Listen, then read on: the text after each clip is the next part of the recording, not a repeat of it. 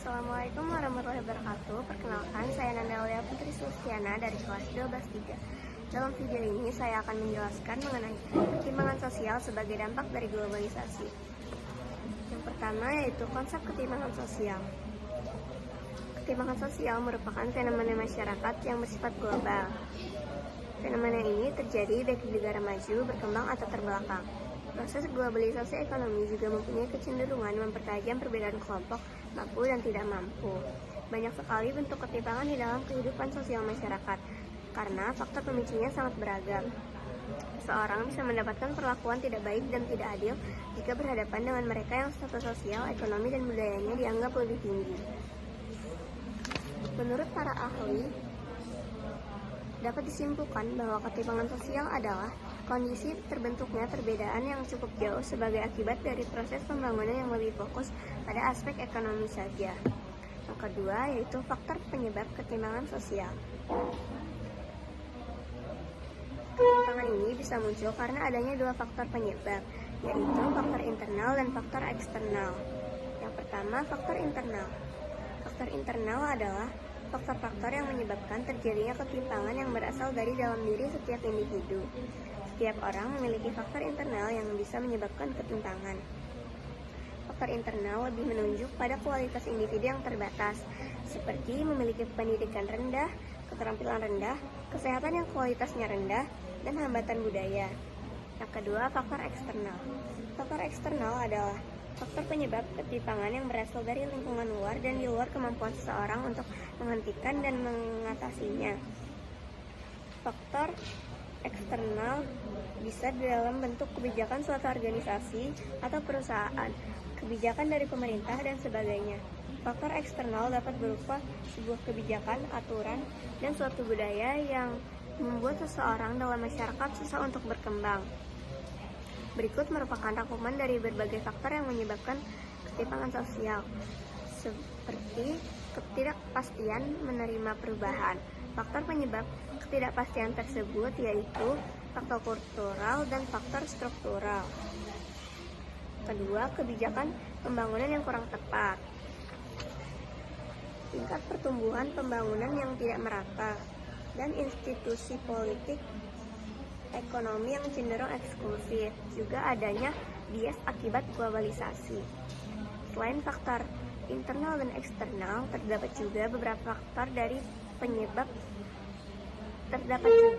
faktor penyebab dari ketimpangan sosial, yaitu faktor perbedaan sumber daya alam.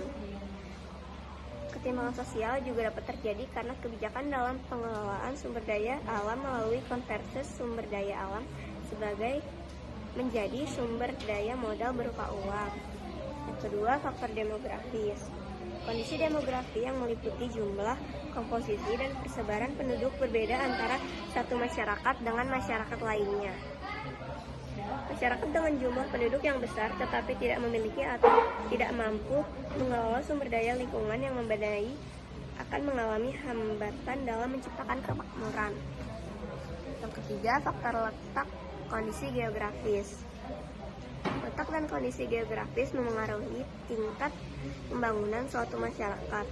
Daerah-daerah yang memiliki lokasi strategis berpotensi dapat cepat berkembang karena memiliki aspek keterjangkauan yang lebih baik. Demikian juga kondisi geografi tertentu. Yang ketiga, ada bentuk ketimpangan sosial. Yang A, ada ketimpangan ekonomi. Ketimpangan ekonomi merupakan ketimpangan yang dapat dilihat dari perbedaan penghasilan yang dimiliki oleh masyarakat kelas atas, menengah, dan bawah yang sangat signifikan. Ketimpangan ekonomi disebabkan karena adanya ketidakmerataan pendapatan dari setiap warga negara di setiap daerah.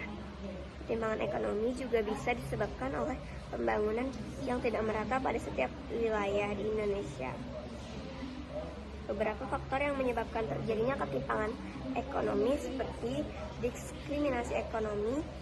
Golongan minoritas sering mendapatkan perlakuan tidak adil ketika mengejar kesempatan ekonomi atau mengakses layanan penting. Kedua, tingkat pengangguran tinggi. Tingginya angka pengangguran dan sulitnya memperoleh pekerjaan menyebabkan tingginya permintaan terhadap barang dan jasa. Akibatnya, produksi menjadi berkurang, lesu, dan akan mempengaruhi berbagai biaya konsumsi dalam masyarakat. Yang ketiga, kondisi pekerjaan yang buruk.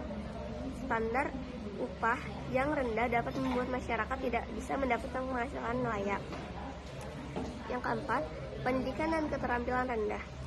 Ketiadaan atau rendahnya keterampilan berkaitan dengan rendahnya pendidikan. Yang kelima, infrastruktur buruk. Masyarakat yang tinggal di daerah terpencil sulit untuk mengakses barang esensial dari daerah lain.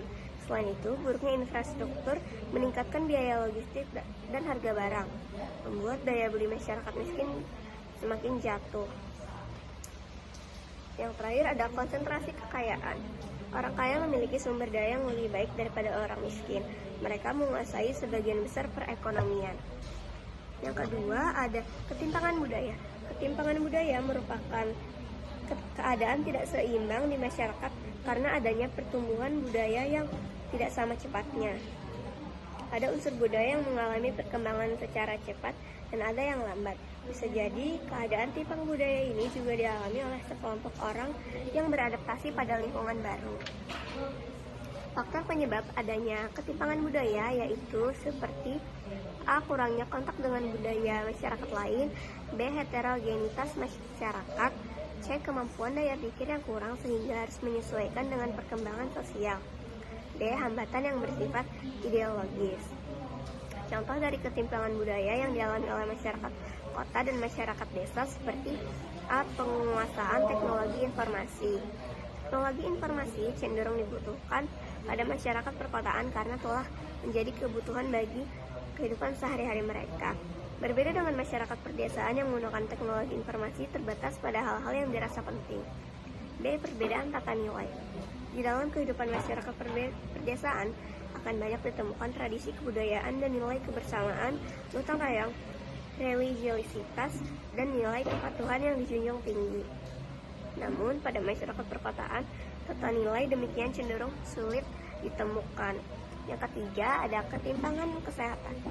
Ketimpangan kesehatan merupakan perbedaan sistematis dalam status kesehatan dalam masyarakat.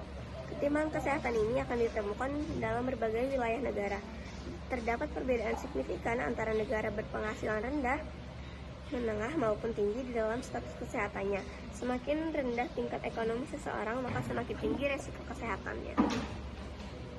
Beberapa faktor yang menyebabkan ketimpangan kesehatan ini diantaranya adalah biaya kesehatan yang mahal, keterbatasan infrastruktur, kurangnya tenaga medis, serta rendahnya kepedulian terhadap kesehatan. Yang keempat ada ketimpangan pendidikan. Ketimpangan pendidikan merupakan kondisi ketidakmerataan lulusan pendidikan dari penduduk di suatu daerah. Ukuran ketimpangan pendidikan adalah indeks Gini pendidikan yang mengukur rasio rata-rata capaian tahun sekolah dari semua pendidik. Ketimpangan pendidikan dari suatu kondisi yang menggambarkan ketidakmerataan pendidikan yang diterima oleh masyarakat. Beberapa alasan mengapa ketimpangan pendidikan menjadi hal yang penting untuk diteliti karena adanya keterkaitan kesejahteraan dan efisiensi. Dilihat dari sisi kesejahteraan, pendidikan yang berkualitas mampu meningkatkan kemampuan individu dalam memperkuat kesejahteraan secara langsung. Banyak faktor yang menyebabkan terjadinya ketimpangan sosial dalam bidang pendidikan, misalnya mempengaruhi globalisasi, mahalnya biaya sekolah, minimnya ketersediaan tenaga pengajar, dan pembangunan infrastruktur pendidikan yang sangat rendah. Selain itu, terdapat faktor rendahnya kualitas pendidikan di desa, rendahnya kualitas sumber daya manusia, dan rendahnya kesempatan dalam mendapatkan pendidikan yang lebih baik. Tentunya dampak yang diakibatkan dari ketimpangan pendidikan sangatlah nyata. Yang kelima ada ketimpangan teknologi. Ketimpangan teknologi informasi digital merupakan suatu kondisi ketika individu atau kelompok masyarakat tertentu tidak memiliki kemampuan dan keterampilan dalam mendapatkan akses yang efisien terhadap informasi yang bersifat digital. Penyebab dari ketimpangan digital seperti infrastruktur. Infrastruktur memegang peranan penting dalam pengembangan akses terhadap teknologi dan informasi. Ketertinggalan pada pengembangan infrastruktur digital turut menyebabkan masyarakat juga tidak mampu mengejar perubahan informasi yang bergerak sangat cepat. Kedua, sumber daya manusia. Ketidakmampuan suatu individu atau kelompok dalam mengelola, mengembangkan, serta mendapatkan informasi digital menjadi hambatan dalam pengembangan teknologi informasi yang menyebabkan ketimpangan. Yang ketiga adalah kebutuhan informasi. Perbedaan akan kebutuhan teknologi dan informasi utamanya pada masyarakat kota dengan masyarakat desa menyebabkan munculnya ketimpangan. D. Akibat ketimpangan sosial. Pada umumnya, ketimpangan sosial dapat membawa akibat negatif dalam masyarakat. Akibat negatif ketimpangan sosial juga dapat dipengaruhi oleh beberapa hal terkait dengan proses sosial ataupun struktur sosial. Beberapa dampak atau akibat negatif dari ketimpangan sosial seperti diskriminasi. Diskriminasi berasal dari bahasa Inggris yaitu discrimination, yang artinya sikap atau tindakan membeda-bedakan individu atau kelompok lain yang berbeda dengan kita. Diskriminasi muncul karena beberapa faktor, yaitu seperti adanya persaingan yang semakin ketat dalam berbagai aspek kehidupan, adanya tekanan dan intimidasi yang dilakukan oleh kelompok dominan terhadap kelompok minoritas atau yang lebih lemah, juga ketidakberdayaan golongan miskin, dan intimidasi yang membuat terpuruk sehingga menjadi korban diskriminasi. Yang kedua ada kecemburuan sosial. Kecemburuan sosial sebagai suatu kondisi munculnya perasaan atau sikap yang kurang senang dari suatu kelas sosial karena adanya perbedaan-perbedaan dalam kehidupan bermasyarakat. Biasanya kecemburuan sosial terjadi karena adanya suatu strata yang lebih merasa superior sehingga memandang rendah strata lain, sehingga muncul perlakuan tidak adil. Yang ketiga ada prejudis. Sikap prejudis dilandasi dengan perasaan tidak suka sehingga menganggap semua masyarakat adalah sama. Seringkali kita selalu berprasangka terhadap sesuatu hal yang tidak berdasar. Kondisi ini juga bisa disebut dengan istilah prejudis. Penggunaan prejudis dalam diri seseorang terhadap suatu hal masih kerap terjadi. Padahal memberikan prasangka tanpa dasar adalah salah satu bentuk tuduhan yang tidak benar. Prejudis atau prasangka adalah perasaan orang terhadap suatu golongan manusia tertentu, seperti golongan ras ataupun kebudayaan lain, atau berbeda dengan golongan orang yang memberikan prasangka tersebut. Contoh prejudis adalah perilaku memandang lebih rendah tingkat religius yang dimiliki oleh kelompok atau individu lain. Yang keempat ada kriminalitas. Secara sosiologis, kriminalitas merupakan bentuk perbuatan atau tingkah laku merugikan korban dan masyarakat secara umum. Menurut M.A. Eliot, kejahatan adalah masalah dalam masyarakat modern atau tingkah laku yang gagal dan melanggar hukum serta dapat dijatuhi hukuman, seperti hukuman penjara, denda, bahkan hukuman mati.